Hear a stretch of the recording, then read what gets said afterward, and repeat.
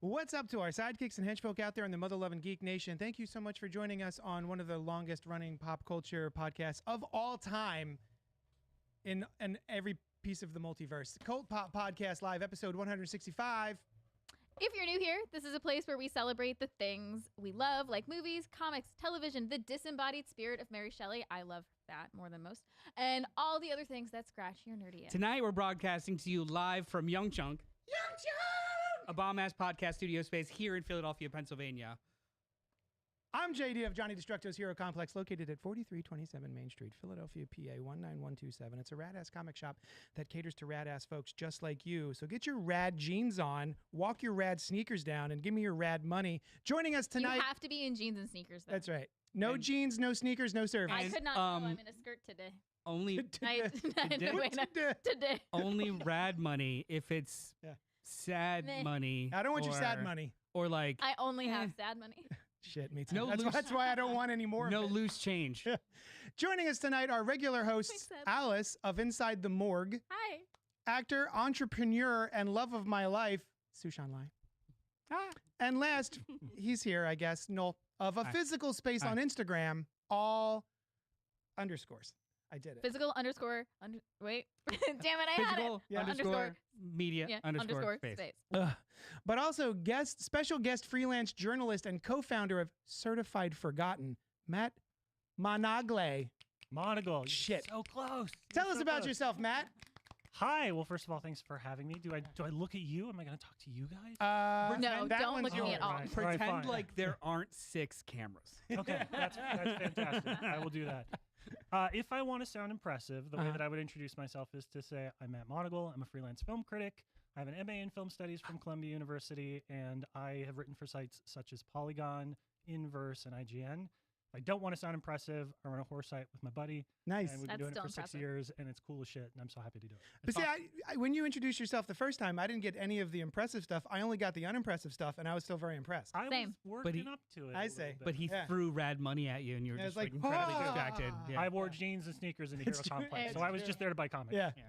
I love that you write horror reviews. Thank you. I do too. That's it. That's all. I love. We're so impressed. Yeah, that's all it takes, really.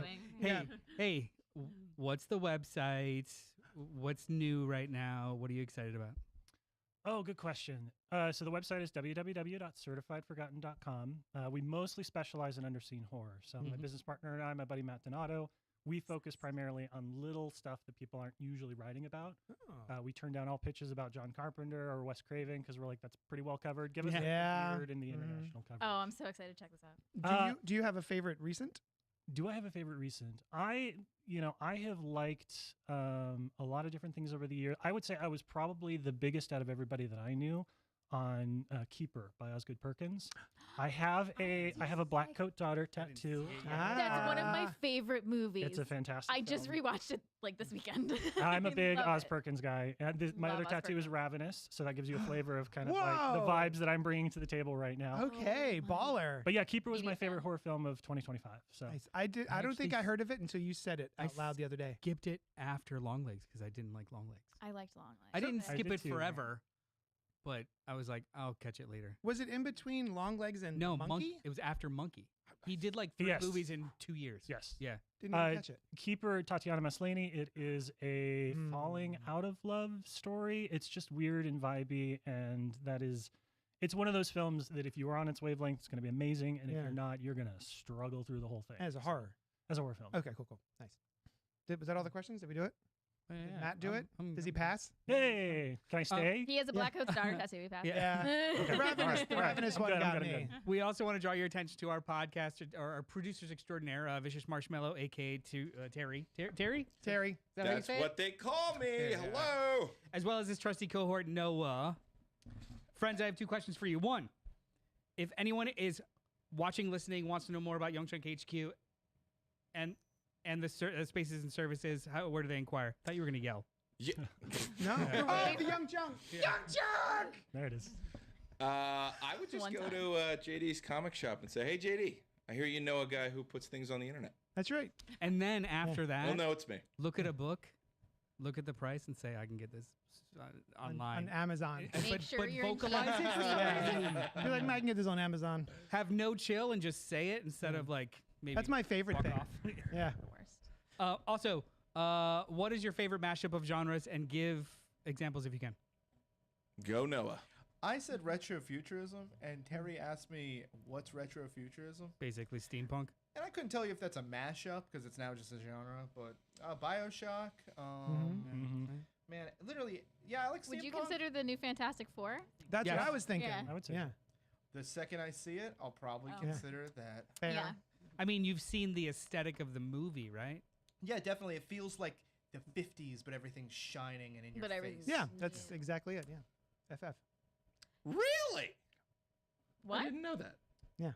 That's what retrofuturism is. Yeah. Yes. Yeah. It's the future that they showed us Fallout, that they kinda? thought in the 60s what Fallout they is thought the ours. future was going to look the like. future of the past. Yes. Yeah. Yeah. Fallout is a perfect example. Fallout. Yeah. Yeah. Yeah. Now go. Okay. Yeah, you Tonight just we're cut us going off, to man. review the Just cut brand us new. off. Tonight. But nothing. We're going to review the brand new take on a very old tale, Maggie Gyllenhaal's The Bride. Rude. Go ahead. But before we do that, we're going to read emails and about what we've been enjoying this past week. Remember, if you're live, feel free to like, comment, and subscribe, and hit that bell icon. If you're watching this later, do that stuff also. Help us. Help us help you. Mostly just help us. We love a little back and forth, so pipe up in the chat. We're looking at it, so get in there. Hi, St. Saucy. He says, present. I'm assuming he raised his hand when he said that. You can also Still, send... it was up the whole time until you said something. Until finally I was like, Acknowledged. You can also it send down. the show emails to cultpopgo@gmail.com, and we'll address them here on the show, just like we're about to do with these two emails, because we got letters. Do pink first. Okay. We have letters? Oh, we got lots and lots and lots and lots of letters. Here we go. Pink Apocalypse wrote in, and she says... Wait, before we read Oh, this, yes. do you guys want to contribute to the song? We could do it again. Okay, we got letters. Oh, we got lots and lots and lots and lots of letters. There That's right. it I is. didn't feel it, and I Yeah. felt it then. I I let appreciate you it. down. That was on me. I'm sorry. I'm new here. Pink, You Pink, didn't know. We didn't let you. I know. I Pink know now. says, trailer cliches. Here's a list of things I am in the wrong over. place. When they happen, it doesn't provoke intrigue. It just provokes an eye roll. From the 80s to the recent past when I, well, stopped watching trailers, really. 1. Gravelly voice in a world. 2. Giant laser shoots into the sky. 3. Silence followed by deep bass drop. 4. Stuttering action scenes with stuttering pounding sound. And 5. My new most annoying, the dramatic single piano key plink. I avoid trailers now. Is there anything to add? I also like to avoid trailers for things that I know I'm going to see. Like, there's going to be a Spider-Man trailer coming soon for whatever the new brand new day movie is coming. And I'll watch the first one, but I will, after that, probably just not watch a trailer ever again for it. More often than not, I think that trailers show too many things about the film and they ruin my experience because I very much am a person who likes to have a film wash over me and be surprised by events, and trailers generally suck all of that out. Scream 7. The entire opening sequence for Scream 7 is in the trailer. So stuff like that bothers me. Do you have anything that annoys you guys in trailers besides the slowed down rock song that sounds more like a lullaby now for a horror movie? That's that that's a new trope that sucks. Yeah. Yeah. I kind of like that. Depends on the song. Yeah, Yeah. that's true. I also, as you were listing off the things that Pink doesn't like, I made a trailer in my head of just all of those All those things. things, yeah. Wong. Here's a laser in the sky. The Christopher Nolan Wong. Single piano key. I feel like they don't do a lot of those anymore. They were of a time. There's no In a World anymore. Like that doesn't really happen much anymore. I think they stopped doing that when the movie In a World came out. Wasn't there a film No, called In a World? it wasn't called that, but it was about voice actors. Yeah. Yeah. Yeah. Oh. But no, like the when the tropes become self-aware, they just hold off on them for a while. So like most the Beeman Sky, that's forever. That's in movies, not so much just. It's not a trailer thing. Yeah. That's like a Yeah. end of end of movie Always thing. power in the sky. I don't know. I can't think of anything. I watch trailers. I enjoy them, but I don't seek them out anymore. Like if it's the first trailer of something I'm looking forward to, I'll watch it. Anything else after that is like, yeah, if I see it, I see it. If I don't, I don't. Right. Usually the biggest stuff now that gets trailers, they are they're usually spoiler-verse in so much as they lie to us most of the time. Mm-hmm. Like they will go out of their way to either have different footage or adjusted footage or people that aren't actually in scenes there. So it's like, if it's a vibe piece, I'm down. So I don't mind them. I don't actively avoid them. Okay, fair enough. If something in a trailer ruins the whole movie, the movie's got a problem, not the trailer. So I'm down. My brain kind of goes the opposite of like trailers that I've liked recently, and I think one of my favorites was Good Luck, Have Fun, Don't Die. Because I saw it, I'm like, Sam Rockwell, I like it, looks fun. I don't know what it is. Good enough. So, Well, I don't think that spoils much of the movie. right. Yeah. Yeah, exactly. Yeah. Well, It gives you just enough. Yeah, I guess so. I mean, in the trailer, there's giant hooves the size of cars and Yeah. people spitting out glitter and all kinds of shit. So it spoils weirdness, but doesn't Yes. spoil like Yeah. it. Yeah. Yeah. Like I think the trailer for the movie we're going to talk about tonight was actually really great. Yes. I enjoyed the trailer of that movie There is more than the promise the movie itself. there is a scene in that trailer that's not in the movie. Speaking of being lied to. Oh. No, the Really? bride. No. Bride of Frankenstein. No, just Bride. Ooh. She does say that. That's in the movie. It is in the movie. Okay.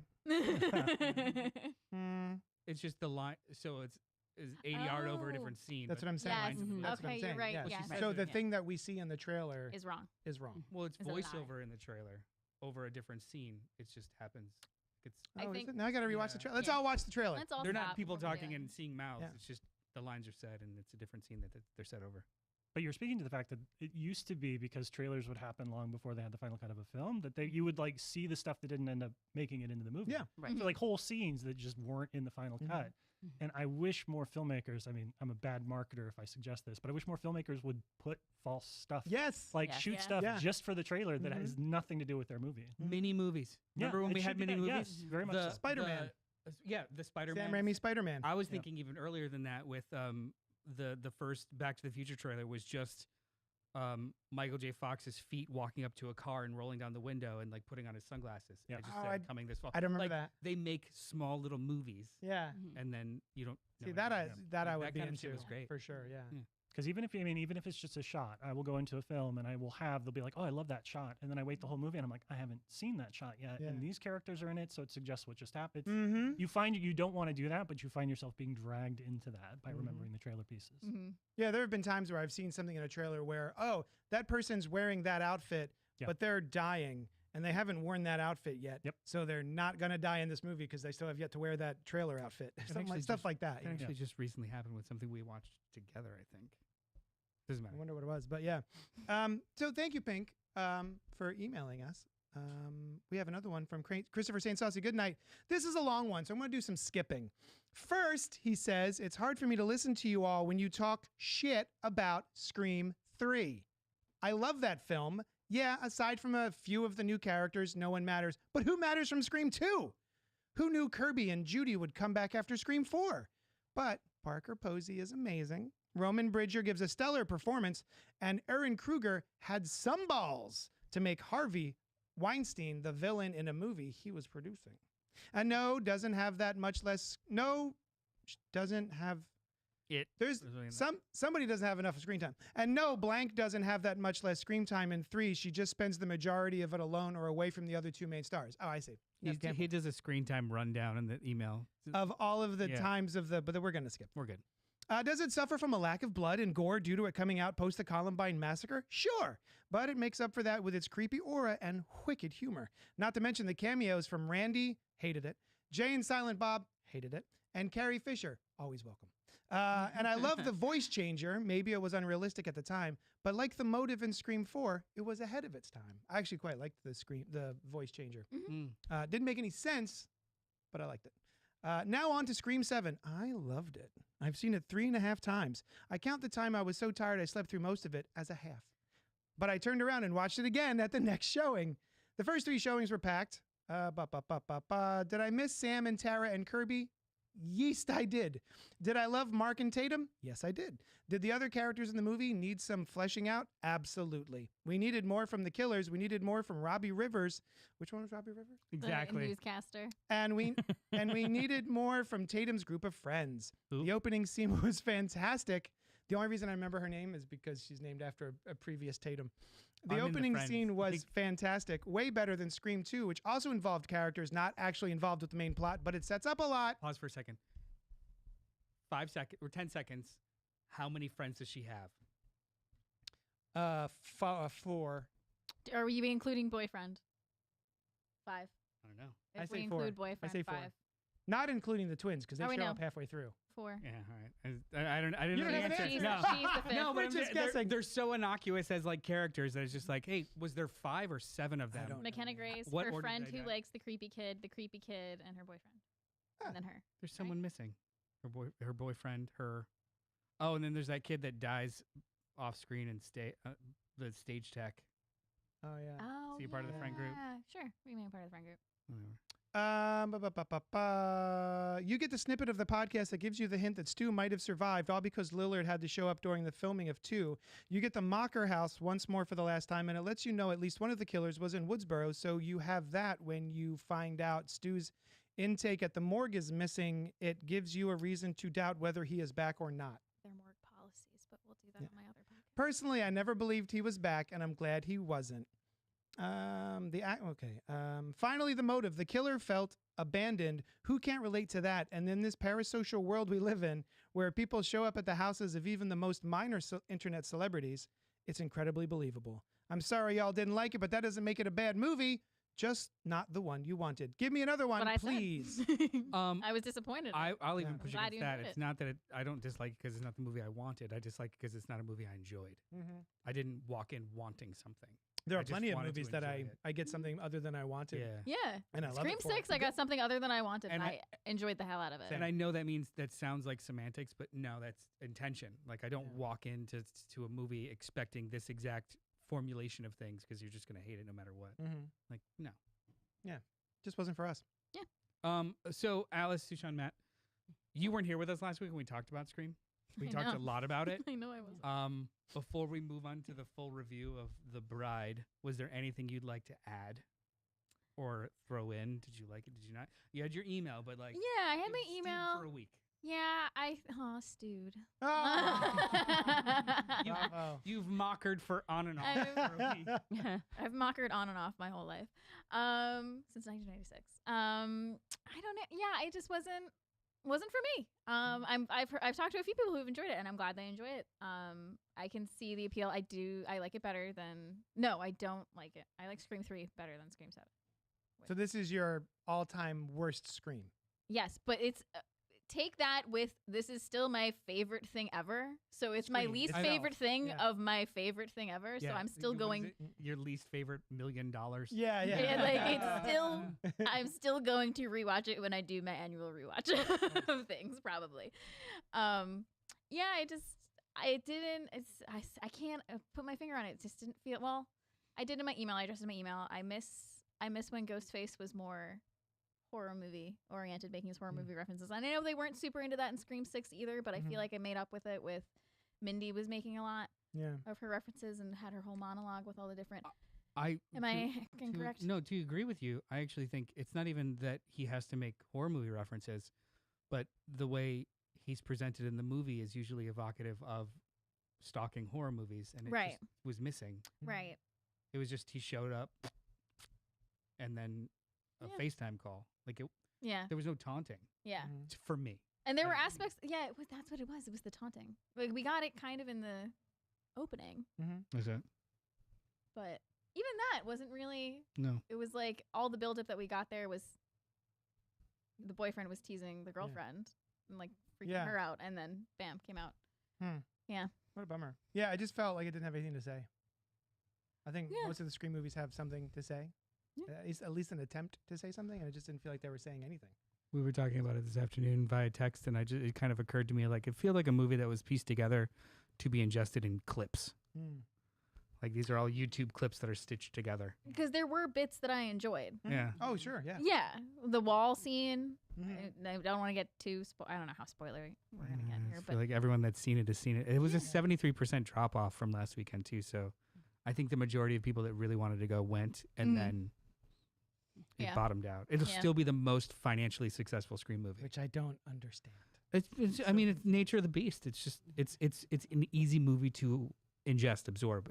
It cleared a bar. We're good. What's the next thing? Well, that reminds me of how like Mission Impossible 2 did so well Yeah. because it was following Yeah. Mission Impossible, Yeah. and so But- everybody went to go see Mission Impossible 2. But it still and took it's them still like 6 years to turn my 3 least around. Yeah, exactly. Like it was the highest grossing until 6, Yeah.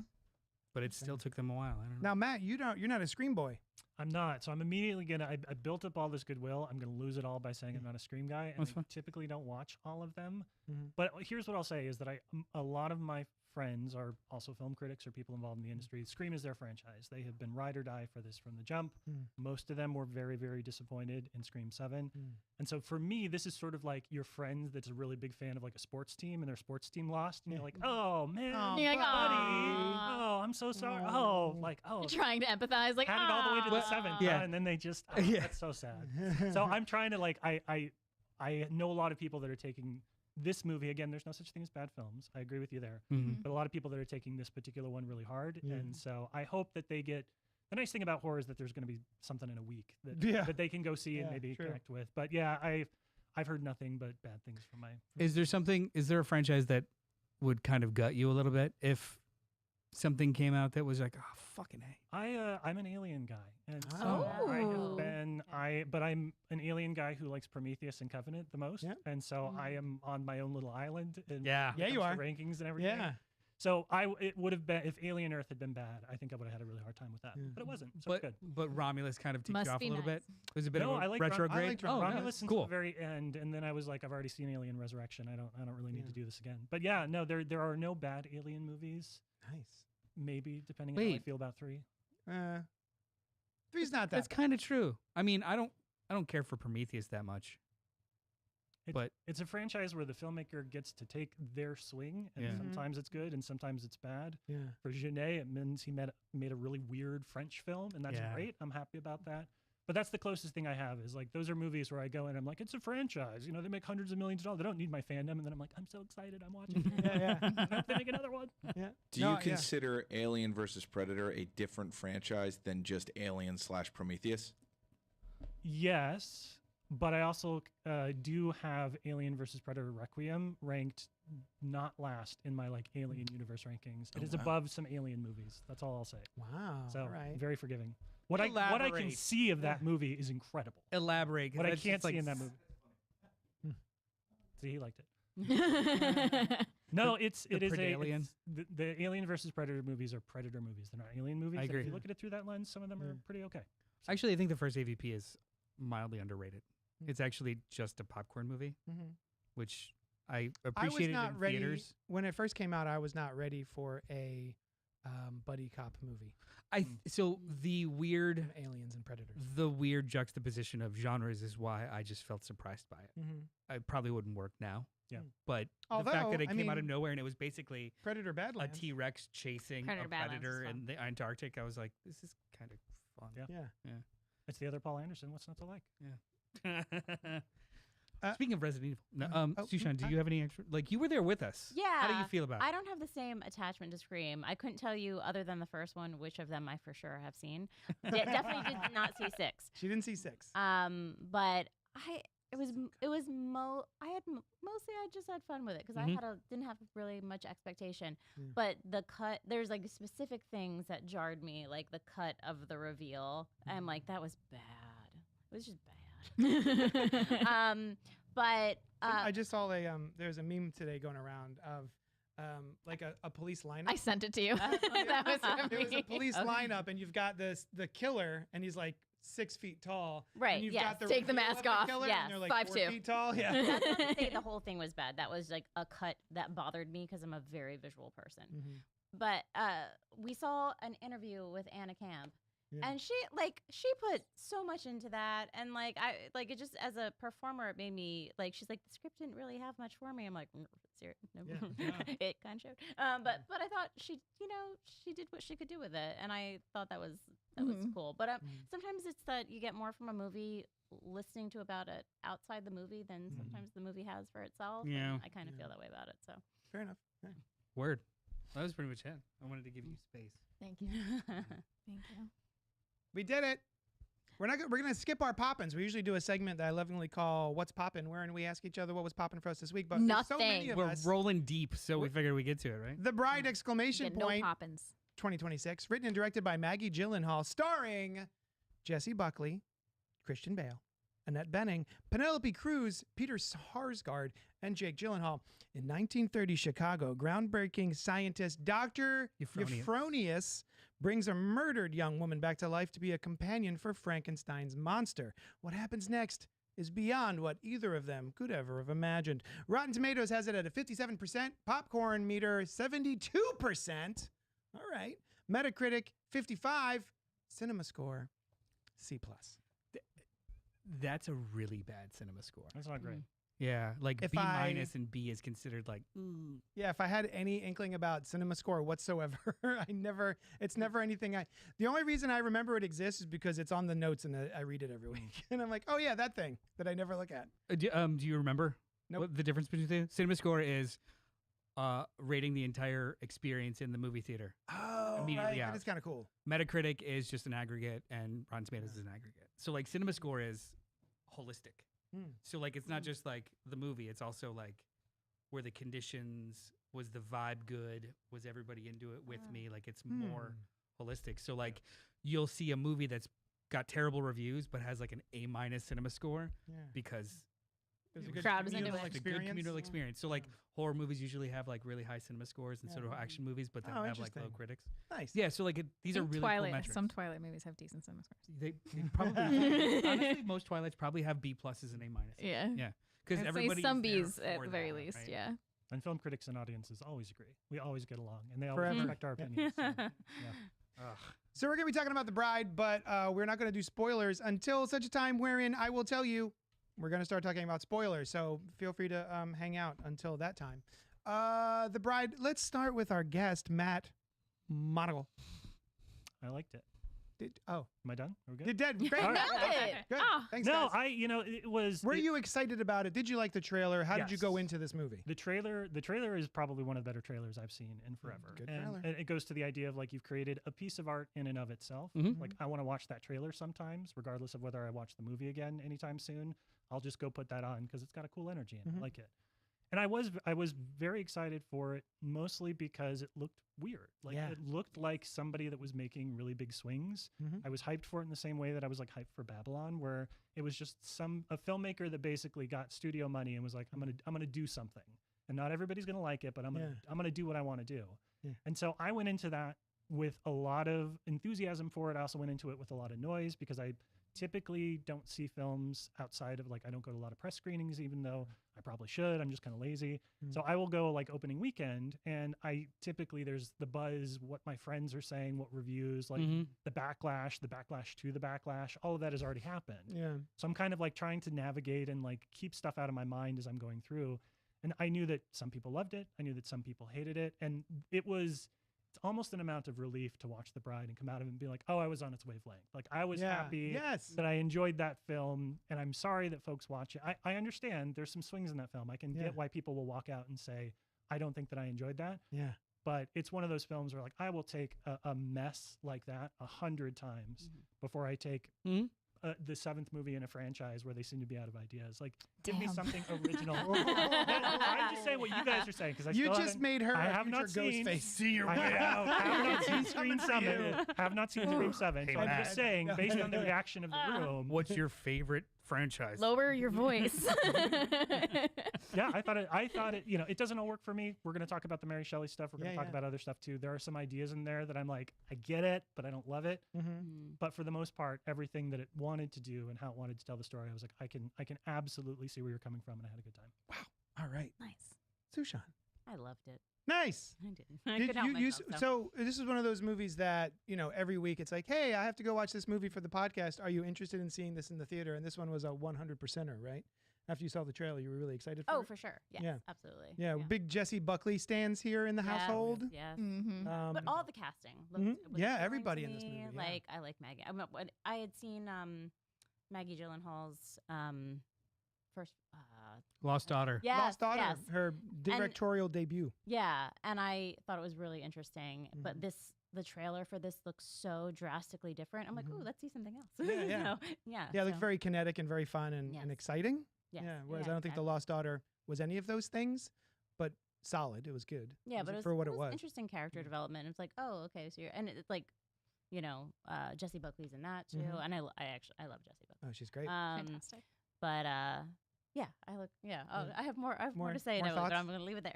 So- I have we all had the same exact experience, I think. We were excited for the trailer. We liked it. And then went in, and there are big swings. And I think so before I get to that, I started to see I was very excited, but then I started to be on TikTok or Instagram or wherever you do this motion. Yeah. And I started to see people like Jay Stoobs, who I follow on TikTok, start the sentence, I regret to inform you or something. And I'd be, whoop. And so a bunch of people, I would swipe away because I didn't want to hear their reviews on the movie because I didn't want to go in and feeling a certain way, but it was too late. Everything was like, oh, what a mess, but I hope they make more. And I'm like, fuck, God damn it. So I went from going and being very excited about seeing this movie and then going to see it being like, oh man, I guess we'll see it. It's fine. And then about 15, 20 minutes, I'm like, this movie's going to have to work pretty hard to make me not like it at this point.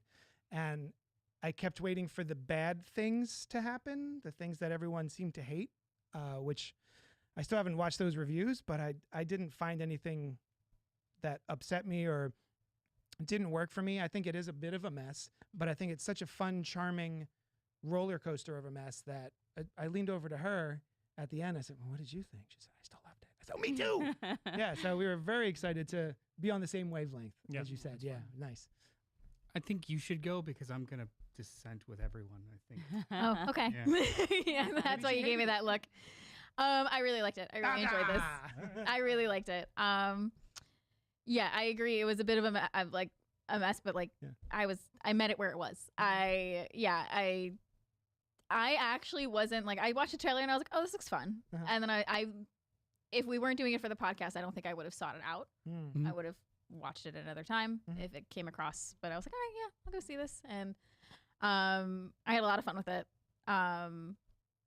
Jessie Buckley is insane. Yeah. In the best way. Mm-hmm. I loved the cinematography, the choices made with how they showed Mary Shelley coming back and telling her story. I thought that was really fun. But I did leave the theater understanding why some people didn't enjoy this. I can pinpoint the problems that people may have. I can understand, and I'm like, this is just my vibe. I get why it's not other people's vibes. And in another experience, I think I'd probably agree with them. If it was some other movie, might have the same problems they would have. But for some reason, this movie was just hitting me on a level that made me sort of push those aside. Mm-hmm. We did talk about, like, in our neurospiciness, it's like, oh, is this for us? Or like, they're just like enough little clips pieced together in a mess that we're like, I can follow it. Yeah. My ADHD is having a blast. Yeah, we're over here now. Okay, cool, nice. There were certain parts where I was like in and out, not in and out, but kind of like, I think I love this, and I'm like, maybe I just like it. I'm like, I love it again, and like it was a little back and forth for me during it, so I get why. I do have one People don't love major problem with the film, the way the film wraps up, that bums me out. But We we'll might get have to- the same thing. So no, tell us what you hate. And I'm glad this movie exists. awesome. that's what somebody else had said. They said it's a mess, but I want more. I want more like this. Yeah, I'm glad this movie exists. I went and saw it in IMAX. I was very excited for it. Ooh. And I know that she shot it in like 1:9, almost all of it, which was great. Like the aspect ratio didn't change much at all. I thought it was interesting. I saw that it was on IMAX, so we couldn't get it. It but I was was like, what filmed what a for choice. IMAX, Okay. like and like with the 30s aesthetic, and like she was riffing on Fritz Lang and all kinds of cool shit. It was really, I was very excited. I don't. How do I word this? I think the movie almost betrays itself in what it's trying to say, but doesn't even know what it's trying to say. Like it defies its own logic in the narrative to make more of a mess than a statement. I think it's very messy. There's no other way to say it. It's very messy. I think we all agree. And Yes. it would we all call it messy. it gained me, and then it would lose me, and then it would gain me, and then it would lose me, and Yeah. it felt like a roller coaster ride with terrible breaks, as opposed to a roller coaster ride. Sure. Because Guilty. even the like, and so I forgive so much if I'm having a good time, Yeah. but then every moment I would be having a good time in a long stretch, and then something would happen where I would be like, wait, what? And then it would give me the opportunity to think about how half of this doesn't make sense. Even in the rules that were established in Yes. the film, doesn't make Yes. sense. Yeah. I am okay with forgiving those things if it's a smooth transition from like wildness to wildness. There's aspects, I don't know, I don't think it's a spoiler, but there are aspects of magical realism within the film which are wonderful. I mean, you see But- dancing sequences and stuff in the trailer. Like, More so than that. Yeah. Like the way she falls down the steps is very stylized. I'm not even talking about that. I'm talking about like things that people are doing within the movie that is magical realism that's not explained and or it doesn't even have to be explained. It's inconsistently employed. There's no actual language to this other than anarchy. And it seems as though the drive of anarchy was towards a brick wall because I don't care for how it wrapped up. I don't think like the main character is like, I guess dry. Like I didn't know what she wanted at all the entire movie. And then she says what she wants and you're like, really? Yeah. And the movie almost betrayed itself in a weird way. And then they tack on, it's like a kitchen sink movie. It's literally everything. I guess revenge, but no, but then I guess empowerment, but not really. That's a subplot that we don't even do anything with except like 2-minute thing at the very end that doesn't even have anything to do with the main character. Like there are things that this movie has ideas about and swings and they're fucking wonderful, but it's just slapped together in such an Inconsistent. No, I think it was intentional. It was like trying to be punk rock, but it didn't have the frequency or resonance that like the distortion at the right pitch. Does that make sense? Yeah. I'm Yeah. glad this exists. And when you give a filmmaker $90 million to like fucking do your thing, sometimes you get sinners and sometimes you get a little ball of, oh, I like what you tried, like this. Yeah. I think they're both worth it. But I have trouble recommending this to some people. Oh, Most Oh. people. Yeah. true. This is Yeah, no, that's true. Yeah. yeah. Like even just like the Mary Shelley stuff. Such a cool idea. Yeah. Absolutely betrays any real plot that this movie has. Yeah. Because we're supposed to believe that she wrote a story and she's in purgatory. But the story itself is actually real, I guess. That's But the is stuff it- that doesn't make sense, right? That took me out of it a few times. But then I'm like, okay, I'm cool with this. Let's play with it. Maybe like even if there was like one line of dialogue from the grave where it's just like, well, it wasn't just a story. Yeah. We're good. Yeah. But even if this is not meant to be an actual representation of what's going on in her dead head and blah blah blah, that's fine. But the movie doesn't do anything with those two thoughts Right. towards the end. Like they don't come together. It's just two tracks, and like let's include them both. Why not? Yeah. And that to me, that's not when you juxtapose two forces for a new meaning. That's powerful. These are just two good ideas. Well, and some And of let's this go. is like the original Bride of Frankenstein was just gonna opens ask with about that. Mary Shelley, Yes. Lord Byron saying, "Wow, that book you wrote, I can't believe nobody's going to publish it because it's too dangerous and too risky. What a wonderful story. Here's the story. Let me remind the viewers of what the story is." But the story that Byron is describing is the movie Frankenstein, not the book Frankenstein. Huh. And then Mary Shelley says, "Actually, there's more. I have a second part to this that I could tell." And she sits down with Byron and says, "Here's the rest of the story for Frankenstein."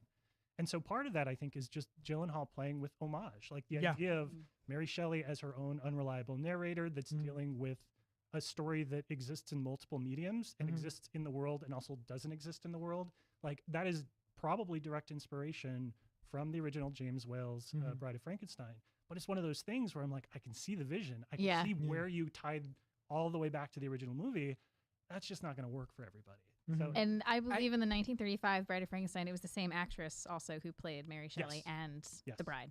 Oh, no So kidding. similar to Jesse Buckley. And Nice. I want one of these movies. I am a sucker for these kind of reinterpretations that smash a different era onto a classic story. I'm also a sucker for and I'm going to use it this time. Anachronism. Yes. Yeah. Like fucking Moulin Rouge. Let's put modern music in this. Like that is fucking candy and popcorn, and I love it so much, and it makes me cry. That's the kind of vibe that half of this movie was, and I was for. But then as soon as they pulled back and like addressed plot and character motivation, it started to fall apart, and the fun wasn't as fun anymore. And it just kept smacking me back and forth. Yeah. The movie was beautiful in IMAX. Ugh, Maggie I bet. Gyllenhaal is a spectacular director. And I heard that there is a director's cut of this that is Whoa. I've heard that. exponentially better and cleaner. Nice. And I want Give it that to me. movie. Wow. Because this was a bit of a mess for me, and it makes me sad. What pisses me off more, truly bad or mid, and it's like Just missed the mark. just like 85% there, and that's what this feels like. It feels even worse because is she going to get more opportunities because this Right. was so Yeah. critically panned and made lost no tons money. of money. Yeah. So like I don't know, it's like this had to be a home run. It was a base hit and got tagged out at third. Yeah. We I use love sports sports. analogies. Yep. Yeah. That I got means- you. That I means got That's you. correct. It was a base hit, kept hitting that means she whether got a it was- hole in one. it was like a forced error Touchdown. at third and couldn't A cross double, the plate. He tried to stretch into a triple and he got thrown out the third. Yes. There you go. Yeah, it was on him. He had the advantage and it was on him. There was a rock climber who was almost all the way up and then fell at the top. Oh, I like that one better. Little. That's for macabre. Alice. That was me Thanks. 2 hours before this podcast. I forgot what I was gonna say. Well, never mind. The chat might be broken, by the way. Pink's in there. Let's get into spoilers. 4 out of 5 dentists recommend this movie, The Bride, to you to go see it. Noel says, don't. Just don't. Just don't do it. I didn't say that. He didn't. He loves didn't it when I say that at all. paraphrase him incorrectly. He says he hates everything, don't do it. I didn't say that at all. I said it was a worthy endeavor that just Oh. did not resonate with me at all. Let's get into spoilers. Is it I because think- you've never been a bride? Because neither have I. Put one on the board. I couldn't. I was that's a trying not running- to this that's a whole running time, bit. and I I had got to. it. That About was Alice, actually really, really good. Alice's breakup. But like to your point though, I did ask my wife if she wanted to go and she said no. Ugh, My wife my wife. We both get put that points. shit on the board. Oh, the chat is not broken. Pink's in there. Okay. Here we go. She just didn't want to say anything. We should start with the Mary Shelley of it all, right? The thing that we were just alluding to, the fact that she shows up, she introduces the movie, which I was not expecting, and says, "I've got more to tell," and blah blah blah. Oh, that's neat. That's a very cool idea. I like that very much. But then, the tale she is telling is involving a real person. So, Sushan, we were talking about it in the car earlier, and Sushan goes, "Well, the story we're watching is just the fictional tale that Mary Shelley wanted to tell us." But then I go, But she that's possesses Ida. not the case. She is possessing a real person in a world where it seems like the Mary Shelley Frankenstein novel was a documentary style novel. Like it was like it actually happened in their real world 100 years ago, and he is a character that exists there. So it feels like she's almost puppeteering a multiverse somehow, where she's able to break through into another reality where her novel took place, and then use the characters in that reality. Also, too, like you can. At one point, I was like, "Oh, so the possession and then like being born with both personalities and twin spirit stuff." You could sometimes kind of step outside of it and be like, "This is a narrative device for this story, and maybe they're not as intrinsically connected. But then Mary Shelley literally imbues the character of Ida with information that she should not have because she has all the answers in the other realm. Yeah. So it breaks the idea of me headcanon it around it. Yep. It just is, and you take it at face value, which I was like, oh, okay, do something with it. Mm-hmm. But they didn't do anything with it. Then it also gave her powers to control or inspire other women on a whim or make them do things. Is that something that happens? That happens in the musical dance number. routine, Yeah. Oh. I But didn't then catch it's that. never happens again. Like the movie keeps introducing and keeps like barreling towards these great ideas to just do nothing with. Oh, see, the only ability I caught her having felt like she was able to feel the rage of women who have been murdered by the We're men in talking the about room, the same thing. right? She's able to like she literally was making guys fall into fits and then like fall and crash to the ground. That was her that was doing that. And then the women getting angry and then them all dancing with her. She was possessing them. I see. Possession, or she captures the zeitgeist, and everybody sort of like falls into this. It's again, you could make an argument either way that that's what the film is doing, and that's part of the ill-definedness that I think that you're bouncing off of is the fact that like these pivotal moments are not. I'll use the word earned, but they're not building to this in a way that kind of cohesively makes sense. So you're like, we're going to do this great dance number, and in most movies, you'd be like, oh shit, they're about to do a dance number. Like it's coming. I'm waiting for it. And here it just sort of happens and then it sort of stops. Yeah, I can get that. I would double on that. It's either it's the language of the movie or the language of the story being told. Yep. The language of the movie was we're going to do magical realism. Yeah. And then for the most of it, the language of the people in the movie, it matched up. But then there were parts where it didn't. So like the very end of the drive-in, I absolutely fucking adored that their conversation was being juxtaposed on the screen. Oh, yeah, by the actors on the screen. Which is such a wonderful way to show, like, to visualize the emotionality of this conversation in, like, a new way. And someone who's overhearing it. And then you cut to the other characters in the movie watching and seeing that it is these two monsters and not just the movie they're watching, which breaks the magical realism into, no, this is actually magic that they're doing in the world of this movie. And I don't know if you can have them both successfully. Does that make sense? It does. Like, So go ahead. no, I just thought with that because wasn't there a part earlier where Frankenstein imagined himself in a Jake film Gyllenhaal by role. himself, And that was it's like, just are him. they joining kind of that view together? Like, Either way, it introduces this ability that she seems to have because they explicitly show other characters reacting to it, not just reacting to the conversation. Penelope Cruz is literally like, what the fuck? They're on the screen. Like, Oh, that see, is I a didn't part- catch that either. I thought that was just for us, the viewers. I didn't realize that She- that was something. She looked at the yeah, screen. she Yeah, was watching the reacting. screen. They Yeah. look up at the screen, but again, is that an allegory for like cinema, or is it like something that's diegetically happening? Yeah. A movie like Babylon makes that line for Yeah. you, as in they're watching a movie or they are, mimicking the style of movies. This movie doesn't want to have those boundaries, and that is maybe a feature, not a bug. But in regards to the point this movie seems to be trying to make, and I don't even know what the point this movie is trying to make, it like fights against it. so I had a take that like, and I told you about when we were talking about the potential of a multiverse and her control.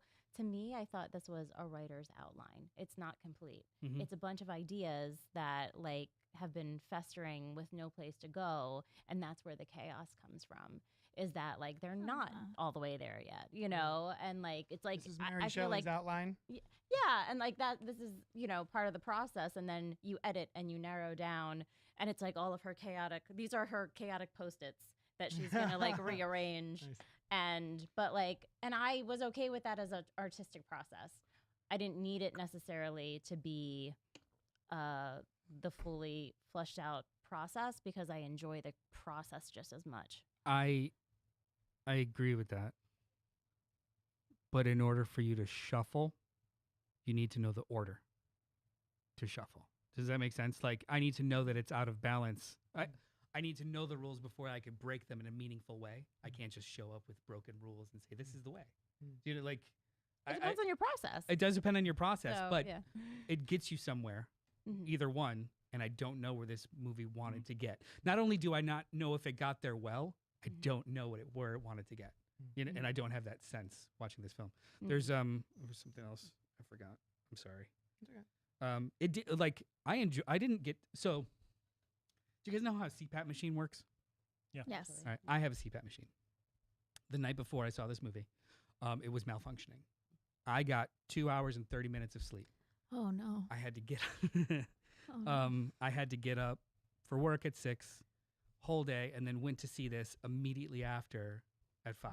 That's I You were thought, prime. hang on, I thought that I was going to struggle. I thought I was going to struggle in the movie. I thought it was probably a bad idea, but there was absolutely no other time that I was going to be able to see it. Oh, let's power through. I did not get tired once. I was not unengaged at all. I was rapt attention and did not feel bored or looked at my watch, which I was kind of surprised about considering I was fucking dog-ass tired.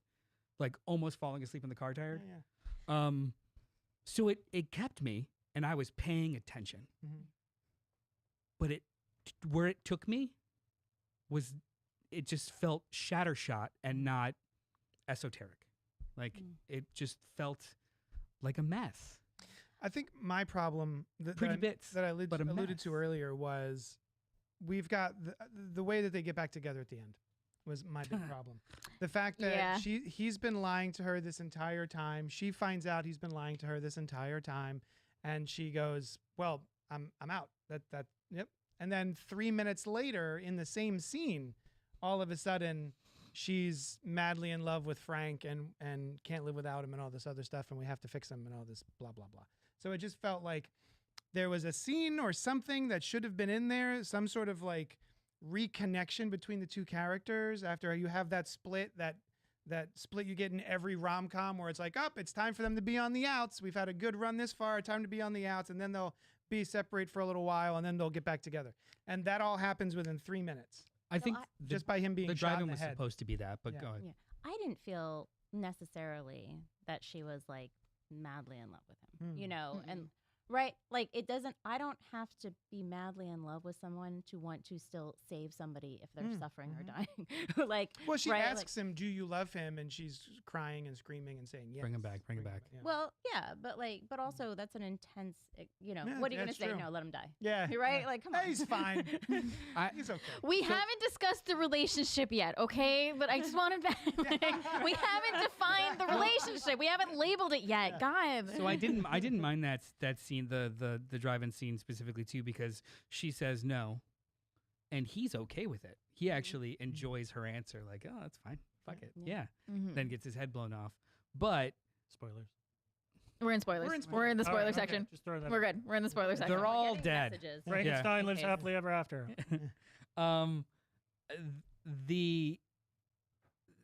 The sequence of resurrect him and I want him forever.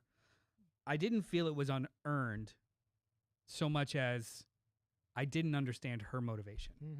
Because the entire movie she was trying to kind of not only find herself but also run away from any kind of control. And then she immediately kind of wants that companionship / system back. So what is that in the thesis of the movie?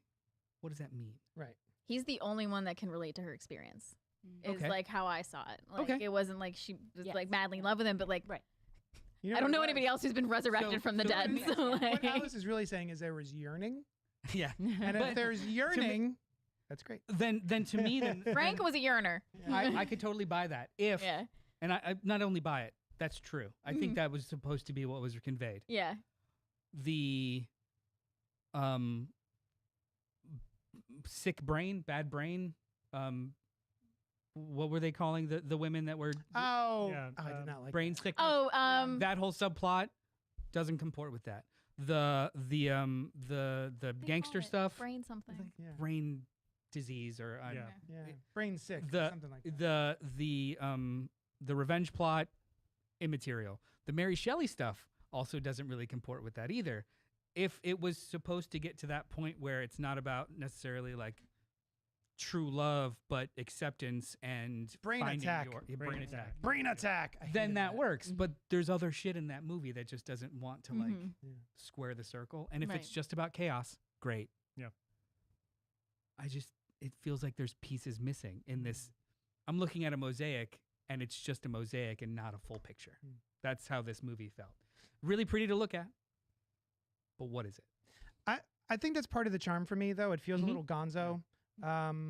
It's just it's fun enough that all of these things that if they're not incredibly connected in a way that some people might find satisfying, I was in on the ride enough that I Mhm. was satisfied by it. Yeah. Well, here for me, I knew that this movie was probably going to be a good movie when I was like scanning reactions online, and some of the smartest women film critics that I know said this is the most progressive movie they've seen in ages, and some of the other smartest women film critics I know said it's the most regressive, like first wave feminist, Oh, just like complete Yeah. flop of a film. And I was like, this is good. This is a good sign that there's no coherence or agreement, because that means I'm going to go in and I'm going to be able to navigate and kind of find my own opinion. And I don't disagree with the single criticism that you've had. Yeah. To me, this movie feels angry in a way that is not like white hot, like focused anger. It is scattershot, like post-it notes, like the first draft of something. It is an argument you're having with a loved one where you are like yelling and saying Yeah. like, I'm going to bring up something that happened 3 years ago because I'm suddenly mad about it right now. Yeah. It is just a generally angry film. And as a generally angry film, I think that makes it a wavelength movie where if you feel vaguely mad about the same kind of stuff in the same way that Gyllenhaal does, you can absolutely find yourself kind of slipping into that. But I've always been a fan of messes. I love messes. I prefaced this by saying I like the movies where they take big swings and things don't necessarily work out. But I respond to the fact that there is an unfocused, at times incomprehensible anger to this movie. Yeah. And I think you said scattershot. You said that, it's just chaos and anarchy. I think it is. And at the end of the day, I sum up, I kind of like take all the bits that worked in one hand and all the bits that didn't work in the other hand. And I've still got way more going for it. Yeah. The film has way more going for it than not. So, And it's a rage that seems to build throughout the movie. Like at first, it's just angry that I'm dead and brought back, and then we also get like, hey, but also wait a minute. Oh, hey, I hate this too. I'm getting madder as I talk. Yep. That sort of experience with the film, right? For me, yeah. I mean, imagine being a woman in the time of Mary Shelley and all the crap women had to deal with, and then 100 years later, it's like, oh, it's still the same, and it's it's like where is the evolution for women? And like, I'd be mad. Even when she first published Frankenstein, it had to be published anonymously because they didn't want a woman publishing it. And then even with that, they had to have her husband do the introduction. So it was assumed that he wrote it because he was also a writer. So everybody was assuming he wrote it for the longest time. And then it was finally revealed that she finally got her credit. But like, so yeah, like imagine being in that headspace and then 100 years later seeing like, oh my God, why are we still here? We were talking on the walk over about, Slash Film, and I've written for Slash Film, and I have some friends over there. Full credit to BJ Colangelo, who's an incredible film. Oh, yeah, for she's Slash awesome. Film. She said, she was like, everybody says The Bride is like, oh, it's too obvious. It's like too straightforward. The film was released the same weekend that they had Harvey Weinstein interviewed in the Hollywood Reporter, like a front page story about like where he thinks the industry is at. So no, it's not angry enough. And no, none of this stuff needs to be like, we're not so sophisticated that it needs to be less angry. Like anger is good and we should embrace it. Interesting. Yeah. I didn't catch that. Yeah. I just wish personally the incense had a call to action as opposed to just screaming into a void. All of the women with the makeup on their faces, whatever that is. Almost did that tonight. No. Like that's none of that is from the bride's doing. That is all secondary to anything she does in the movie. It's just people see what she's doing and hear about what she's doing, and then they make her this sort of paragon of rebellion and feminism. But she doesn't actually do anything with it, which I think is interesting. Like, it's not a fault of the movie. It's just people seeing something happening and then glomming onto it. I think it's an afterthought of the movie, unfortunately. What's that? I think it's an afterthought in the movie, unfortunately. Like, it's not a fleshed out subplot. And what I mean by call to action is I mean from the movie, not in the movie. The movie should make me it shouldn't make me do anything. What I was hoping was that the movie I'd feel the rage, but it would help me direct it and not just keep screaming about it. and a movie like Sinners has done that. I keep comparing it too because the whole Warner Brothers thing about like, so they're not really comparable movies, but like model wise, I think they're comparable. You have the same producers that are approving the same style of budget for a movie that is untested and given complete creative Taking control. big swings. Just the difference between living as a woman and as a man. Like, how do you propose we do that without a murder spree? Like, you know, like we live disempowered for generations. And so, and like every foothold we try to get comes with an election like the one we have, right? So, like, I also part of the chaos. chaos. There was a murder spree. No, I know. Like, No. I agree with you. With a I murder am spree. saying, Yeah. for real, like where a war could be, right? Yeah. You know, it's between the empowerment or disempowerment between men and women. As So, somebody that feels impotent about it, though, what do you want to teach me? What do you want me to feel? Not just rage. Where should I put it? And a movie like this has the opportunity to do that. And I was searching for it. Right. I wanted to feel it as opposed to just the aggravation. I don't have control. And if it where do you think that is, though? Because where has there been success in it? What do you mean? In a movie doing something like that? I mean, in a general way, sure. Like, there's movies that inspire us, absolutely. But, like, in a way that's both conscientious, educational, and safe for humanity. Oh, no, I'm not asking for that. I'm not asking for, like, the perfect bullet. I'm not asking for that at all. Okay. I'm talking about this movie is an A+ in stirring. Yeah, absolutely. And it stops at stirring. And it leaves me wanting. And as somebody who doesn't have a lived experience and doesn't know how to fight those fights, what do I do with this? Do we all just sit in anger together? Or does the movie want me to like have a next step to contemplate something? If there was just a straight up murder spree in the movie, it wants you to, but it cannot give you the answer because then that, you know, it's not the responsibility of the film. No, it's not the responsibility of the film, but what is the perspective of the filmmaker? And I walk out not exactly knowing what the perspective of the filmmaker is. I mean, the eye of God. It could also just be a primal scream of a film. Like, sure, it's just we are all angry and we're expressing that. Sure, right. I think that, I mean, you and I talked about it. it, though, thematically, like the tie between Ida and Mary Shelley is like choice and a voice. Yeah. Choice and a voice. It's not that complicated, really. And that's like, I don't think there would be a possession, an ability to connect in that way without that. But that's what unites us, I think, often as women. Like, we don't always get to have that as easily. And I feel like that's something that could have been explored a little bit if we had a little bit more time after her finding out that everything Frank has been telling her is made up, and then taking him and deciding to take him back and, you know, love him and all that sort of stuff. Is that sort of... That's not what I got from that, but yeah. What? Oh, whatever that is at the end, that could be a choice of just companionship and friendship. We don't know, and I like that. I like that we don't know any further. I like knowing enough that they survived, right, to whatever degree they survive. Yeah, but we don't know. It's not written for them. I think. I guess I took that hand-holding thing as romantic. The language of the movie makes it feel romantic to me, but I don't know. What do I know? So here's one thing I'm going to say. Because the podcast that I do with my friend, Certified Forgotten, we talk about films with 10 or fewer reviews on Rotten Tomatoes. That's the tagline, which means that we watch a lot of really small stuff. And a lot of the question is nobody knows about this film today, because if it did, it'd have an audience, it'd have reviews. Where is this film going to be in like 10 years? So I am constant, every movie I watch, a new release, anything that I see, and maybe this is just like the history nerd in me, I'm always thinking about what is the contemporary reaction, and then where's it going to sit 10, 20 years from now? I think a lot of Black Christmas, which is the remake of Black Christmas, which was pretty universally hated when it came out. The newest one, which I loved. Oh, and the reason that people don't like it is because it's unapologetically preachy and angry and like incredibly didactic. It's there to teach you a lesson about men, and men are bad. And people are like, we know that, we're living that. I think about that film and how it's sort of aged. I think about this one is the fact that, this feels like an existential scream. We're online all day long and we see the state of the world and it sucks, and we don't need to live in that moment when we're in the movies necessarily. But in 10 years, people are going to look at this and be like, "Oh, this was this was what people were feeling. There was an existential dread that nobody knew what the fuck to do." Sorry, if I can swear as much as I You want. can. Okay, Yeah, good. go for it. Nobody knew what to do about. We were all just sort of living in it, and there was an impotence that we all sort of felt.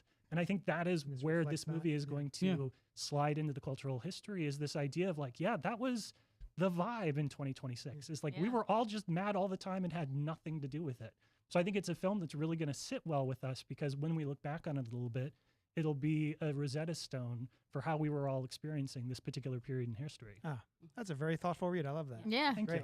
you. Pink's in the chat saying, regarding women, we can't get shit done if we're well behaved. But then there's the backlash every single time. Yes. Yeah, no, I'm not. I don't want it to be misunderstood. I'm not asking for. Tell me what I could do now. It's more the perspective of the movie just stopped, as opposed to completed. Well, part of the at the end, you saw it was all the women were left to help each other, Mm-hmm. and Ripping all out the men are tongues. left to help Taking each the other. tongue out of, the guy from Superman. But then it was like yeah. to Monster Mash, and I'm like, Yeah. and then he used Oh, putting on the Ritz. putting like, on the come Ritz. on. Hell yeah. Yeah, that was Yeah. funny. To me, I laughed at that. I was like, oh, they're putting on I the thought Ritz that was bit. just like That's a cute. like a little homage to Yeah, like a nod. Young Frankenstein. right? Yeah. Mm-hmm.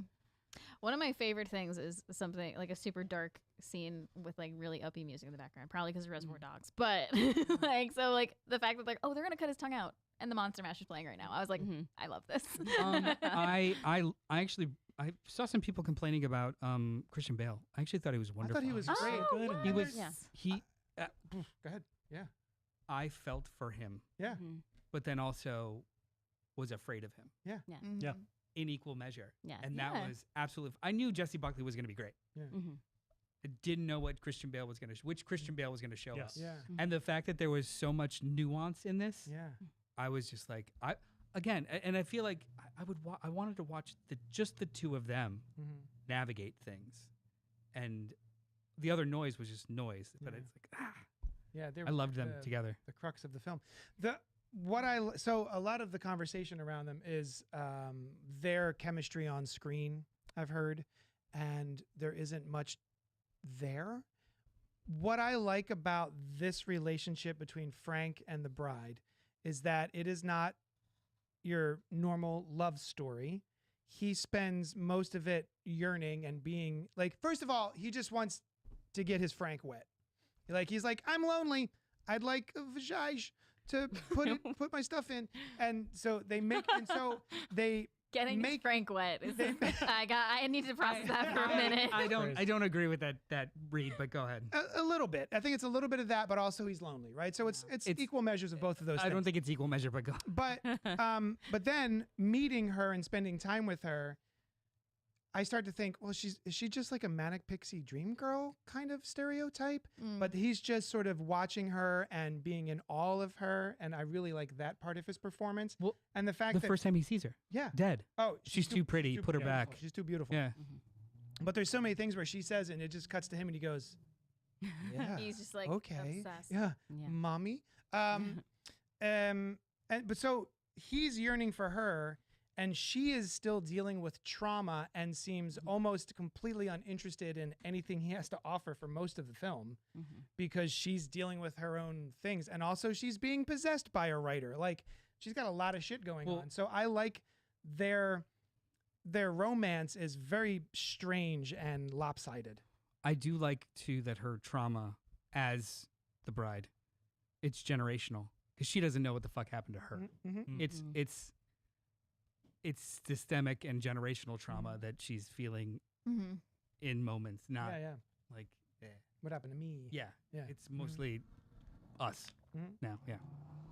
I like the contrast of he's been trying to hide for 100 years, and I think some of his like awe of her is like she's discovering being seen. Yeah, the sequence where they go to that underground club, and he just sits and watches her dance. Yeah. Like a lot with dudes. Yeah. And he's just like, that's my wife. Look, she's great. Isn't she great? I My thought that was My wife. Wait, do I get one of those? Yes, that counts. Do I get a point every time I say the bride then? Yeah. Come Because you're not on. one. Because I wasn't. Oh. It's okay. It's a good thing. We've turned that page. Oh, there's a lot. Like this movie could have. It's on the next page too. This movie could have just made that role or that performance For Frank? an antagonistic one. And He's a sweetheart. He doesn't want to Yeah. fight the people who are he trying doesn't to want to fight take him. advantage of her. He doesn't yeah. want to, but he eventually kind of does, and then they do all their edgelord shit, Yeah. which was fine. Like the tattoos and stuff. I was Yeah. like, whatever. See, that just felt like a cute montage kind of thing, like silly. But Until he started like really getting into it. But even at the very end, when she rebuffs his offer. yeah, He's like, "Cool, be you. Can I just hang out? yeah. Can I just keep hanging out?" Can And I that stay? that was great. I like, yeah. You don't have to be anything other than with me. Yeah. I told JD they reminded me of pandemic dating. Yeah. They have these specific limitations and they're forced together and like go. And they stay together because they have that shared awful trauma. and they Trauma build- bonding. Yeah. It's a real thing.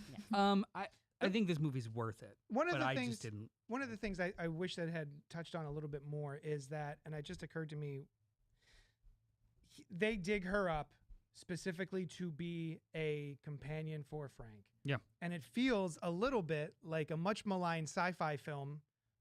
Passengers. Yes. Oh, yeah. Passengers. Oh. And she wakes up and she finds out what happens. And it- He's in that one they stole her life. Yeah. In this one, she dead. Yeah, that's true. There's different levels. Reverse. There's Yeah. different levels of agency. Yeah, that yeah. are- like I don't know if It they're feels similar of like something, I guess, not having the agency, right? Of Yeah, Not having like- the choice. Chris Pratt took her agency away. This one was like, she's dead. Let's Yeah. give her some. Yeah. Yeah. Just a What little do you bit. say? Just Yeah. a little bit. Let's Yeah. let her loose. See what happens. I mean, she's my wife, but My wife. Also- we'll wake her up. Speaking of slash film, I was listening to the show today, and I guess Jeff was talking about actors who are acting, and you're watching them acting. I didn't get to watch it yet. It was. I saw the title that they Yeah. all hated it. They but all that's hated it. Yeah. But- Yeah. Jeff. I went started where I didn't listening to it expect, too, and I was which like, "Oh, they hate it." actors acting, and like this is something where you just watch actors do their I don't- acting. I mean, And I loved watching her do her acting. Like I mean- maybe you're either charmed by what she's doing on screen or not. Mhm. But whatever Jessie Buckley was doing this entire film, I was all in on. he's right, but I don't think that's necessarily a problem in something Right. this broad. Right. Yeah. This movie's a scream. Mm-hmm. So sorry, there's not as much nuance. Yeah. Yeah.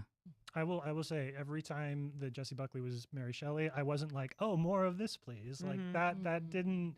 I understand what they were doing, but it was a big swing for the character, and Yeah. it was a tough like kind of dialogue delivery for me to listen to. But it mostly is in the first like 15 minutes of the movie, Yeah. and then it kind of like takes a back seat, and she is just the bride for most of it. Yeah. So that worked for me. Does this movie work better without Hold on. Mary Shelley? I was actually going to ask that before anybody answers that. Yeah. What if, tiniest tweak, it's not Mary Shelley necessarily possessing, she's just an omniscient narrator Mm. and informs the story. Instead of what she does, which is actively Involve herself and Right. direct the story. So like she's just saying it and she's omniscient, so she knows motivation, she knows things, maybe even a little bit of magical realism of like, I'm going to tell her this, Yeah. as opposed to a full dual personality Yeah. possession that is established and doesn't really go anywhere. I thought it was just, okay, sometimes with writing, like there's almost this source place of if you're writing a character, you almost hope to get possessed by your character a little bit. Like, tell me about you, tell Mhm. me all the things. And it was Mhm. like this reversal of that, which I thought was weird, but I Yeah. like enjoyed it because of that though too. Mhm. So Yeah, there's the idea that like all of your protagonists are just different versions of you, and this makes Mhm. that kind of literal for her, Yeah. really. Yes. So Anything else? It wasn't a boring sit. No. No, I was all in. I really enjoyed it. Yeah. I think it sounds like you didn't. It sounds like you enjoyed it. No, I'm glad I saw it, but I didn't enjoy it. Oh, okay. It's a fine line. Yeah. mm. I do not think I wasted my time. Mhm. I do not think it was a bad sit. The movie frustrated me because it just did. Mm. Narratively, Mm. structurally, it frustrated me. Yeah. I get it. That's we walked. I'm like, oh, I understand why people might not like Yeah. it, but for Yeah. each But- of those weird but things I that would- don't really connect, I was like, fun. I wouldn't go as far as to say it's a bad movie at all. I don't think it's a bad movie. I just don't. I wish it had another pass. I wish there was a cleaner. I wish there was a longer version that actually explored these ideas. I would love a as director's opposed cut. to I would love as a opposed director's to cut. Yeah. 3 minutes of screen time collectively towards this movement subplot. Yeah. And why were the mobsters even fucking there? Mm. They didn't and the way that it all ends too with the giant shootout and the entire like Bonnie and Clyde aesthetic too. Mm-hmm. Whatever. It Yeah. was immaterial whatsoever to the Yeah. like. It was just a bunch of things evoking a bunch of things without going anywhere. And I think you could. I think that maybe you can accomplish the rage. You can accomplish the aggravation. You can accomplish the message without the distraction. Yeah, the distraction kept distracting me. I'll be very curious to see because Lee Cronin has his Mummy adaptation coming out this year, which also looks like it That is looks taking a bonkers. complete swing, like complete displacement from the source material. Mhm. Very Right. little to do with the original film. Looks terrifying. These two films in dialogue with each other over the course of 26 and why people like one and don't like the other and vice versa. I think that's going to be a fun discussion. Mm-hmm. Yeah. We just saw the I- trailer for the first time, like the one that reveals what's actually happening in the. It's gross. And she was like, Yeah. I'm not doing it. It's just like straight up Exactly. mummy Partially possession-ish kind of Yeah. thing. You know, like, She's yeah. tapping out. Which It's Evil Dead Rise, but in a sarcophagus. I need to rewatch Evil Dead Rise. It hit me the wrong way. It was fine. That's just it. It hit me the wrong way, as in it was fine. Needed more cheese It's- grater. It's the worst Evil Dead movie Yeah. because there's no bad Evil Dead movie. Right. Exactly. Yeah. But it's definitely the worst Evil Dead movie for me. Full circle. I like it. Yeah. Yeah. yeah. Did we do it? We did it. Yeah. I loved it. Deal with it. I hope they do a director's cut because I'll watch that. I would watch director's I'll cut, buy. I'll buy this on Blu-ray. What's next week? Oh, next An week. oldie. Next week so this year one of our favorite writer directors is going to make a Resident Evil movie, and we thought it would be advantageous, maybe ostentatious, perhaps ambitious, to watch and review every single Resident Evil film. That's my reaction. Oh Whoa. God. So That's a we'll lot. see if we make it. No. I've only I'm seen legit 2 of the excited 6. for one. I've only seen one. I love So I'm one. excited to go through all excited of to them. with rewatch. you Yeah, guys. one a month. Don't listen We're gonna to give it a Terry's shot. whining. They're fun. I actually They're have. fun. What I did, believe Noah. what did I title them? What the series? So we did Mission Impossible. We did Twilight. Uh-huh. Resident Evil. Evenings with Other Alice. A Resident Evil retrospective. Oh my God, I'm Sponsored referenced. by our proud partners at the Umbrella Corporation TM. Yes. So we're gonna try and get through all of them in time for the new one, which I think is slated for September. Oy, fadoofa. Somebody has to wear Wesker sunglasses during that, please. Oh, for sure. Well, but not till like the 5th. you think movie, I'm not going right? to bring a prop? I don't know when he comes in. And then maybe we'll do the Hunger Games. I think we're Oh, slated we're for doing the Hunger Games. Yeah. When That's- do I get to pick one? I- What are you gonna pick? This doc lives. Hunger Games? This Yeah, doc yes, yeah. keeps living, and there's slots. Yeah. Go into I it. thought you were going to do Final Destination. I thought we were too. I guess not. Oh, you host this. Yeah, dude. All right, we did it. Hey, tell us again, where can we find you, Matt Monagle? It would be super cool if everybody here and everybody who's listening went to certifiedforgotten.com/newsletter and signed up for our free Friday newsletters. That's a Heck super yeah. great way to support us. Wonderful. I'm going to do that. Which of the Resident Evil movies should I put you down for? Oh, Oh, not even a question. You're coming I back. am. You know, I'll take any of them because I am Team Mia forever. Resident Evil. Good team to be on. Resident Evil She's the best. Apocalypse. Her first album, really good. Tell me when. She had an album? Tell me Yeah, it's when. really good. Resident Evil Extinction. Extinction. You want Extinction? I want Extinction. That's You want Russell McKay? Yeah, I like that one. That's the one. Thank you. All right. All right. It's May 20th. I'll see you then. Great. And thank you, everyone, for coming in here and hanging out with us and chatting about The Bride. Email us at cultpopgo@gmail.com. That's it. We did it. We did it. Da-da-da.